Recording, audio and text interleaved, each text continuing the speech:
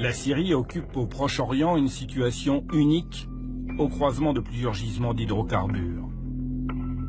En 2009, à l'occasion d'un forum en Turquie, le président syrien dévoile la stratégie des 4 mers.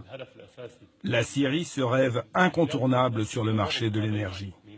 Nous faisons le lien entre la Méditerranée, la mer Caspienne, la mer Noire et le Golfe. Quand nous connectons ces 4 mers, nous ne sommes pas seulement importants au Moyen-Orient, nous devenons le centre du monde. La stratégie syrienne est de devenir un centre de transit pour le gaz et le pétrole de toute la région. Bachar el-Assad multiplie les voyages diplomatiques pour vendre son idée à tous les pays qui pourraient être intéressés. Arabie Saoudite, Turquie, Iran, Irak et bien sûr le Qatar. Dès 2009, le Qatar propose de lancer un gazoduc. Partant de son immense champ gazier de North Dome, il traverserait l'Arabie Saoudite, la Jordanie et la Syrie pour aller en Turquie alimenter le marché européen. Mais à la même période, un autre projet de gazoduc est envisagé avec l'Iran. L'Islamic Gas Pipeline partirait d'Iran pour traverser l'Irak et accéder à la mer en Syrie.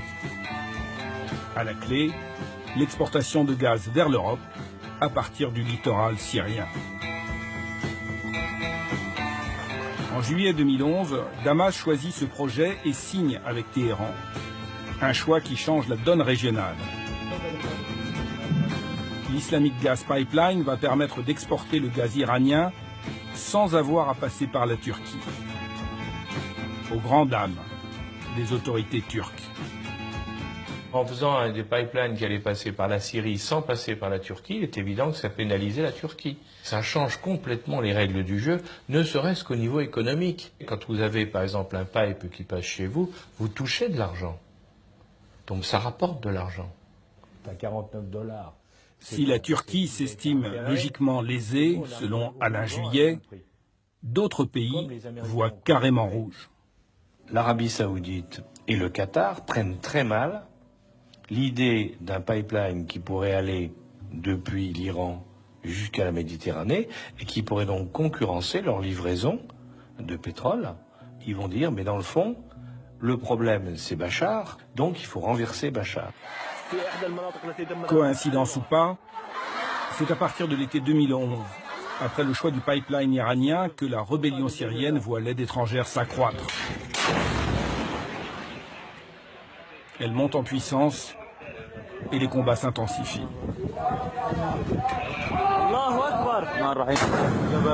À se demander pour certains si la guerre en Syrie n'est pas aussi une guerre de l'énergie. Quand on voit aujourd'hui les alliances entre ceux qui soutiennent le gouvernement syrien et ceux qui y sont opposés, il y a une certaine corrélation avec les enjeux énergétiques. Vous avez d'un côté l'Iran, qui a réussi à obtenir son gazoduc, en tout cas par un accord avec la Syrie, qui soutient ardemment le gouvernement syrien. Et de l'autre côté, vous avez le Qatar, qui lui, justement, n'a pas réussi à convaincre le gouvernement syrien de construire son gazoduc, qui va, dès les premiers mois de la guerre civile, soutenir de manière conséquente la rébellion, en finançant par divers moyens les rebelles pour combattre le gouvernement. Donc on voit bien déjà au niveau de ces acteurs locaux, régionaux, comment les enjeux énergétiques peuvent être connectés. L'autre allié de Bachar el-Assad, Vladimir Poutine, participe aussi au grand jeu énergétique. Car guerre et affaires font bon ménage. Un contrat gazier est signé en 2013 entre la Syrie et la Russie. Une compagnie pétrolière russe décroche le droit d'explorer les fonds marins au large du port syrien de Latakié. Car la Méditerranée orientale cache dans ses profondeurs d'immenses réserves de gaz naturel, au large de la Grèce, de Chypre, d'Israël, de l'Égypte, du Liban. La Syrie ne serait pas en reste.